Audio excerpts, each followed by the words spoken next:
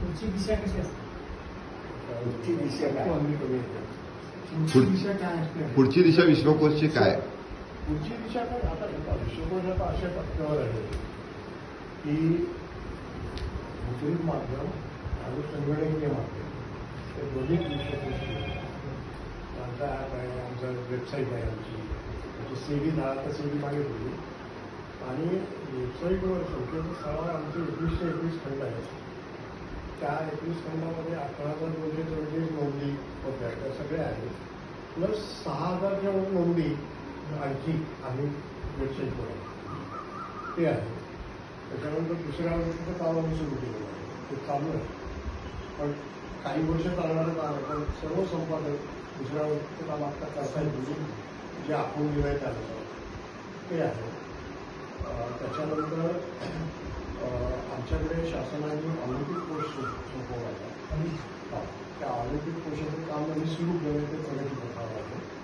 त्याच्यानंतर कुमार कोशाचे 2 खंड जे माझ्या कार्यकाळात पूर्ण झाले ते संकेतस्थळावर अपलोड केले आणि त्याची छपाई सगळं चालू आहे. म्हणजे झालंय सगळं, फक्त छपाई चालू आहे ते आहे.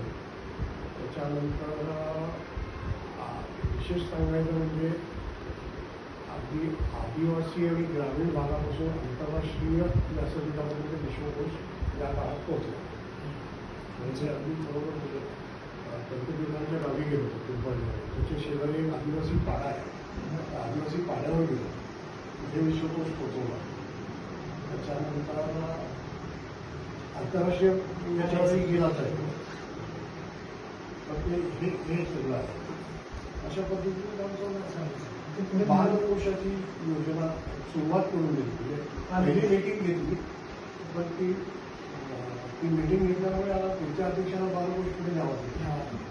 औपचारिक प्रारंभ बालकोशाच्या कामाचा केला ते आहे. कुमारकोशाचं म्हटलं हो, त्याच्यामध्ये पहिला खंड पूर्ण होईल, 4 भाग दुसऱ्या खंडाचा ते एक फेज त्याची संपली. अखंड काम चालू काळामध्ये जेवढं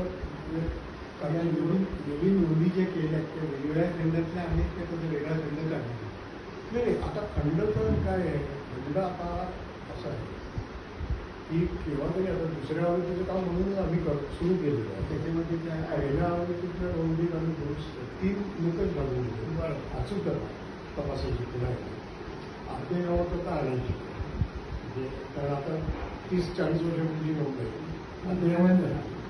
आणि वादग्रस्त काय टाळलं 3 निकष घालून दिले. त्यानुसार त्याच्यावर काम करतो.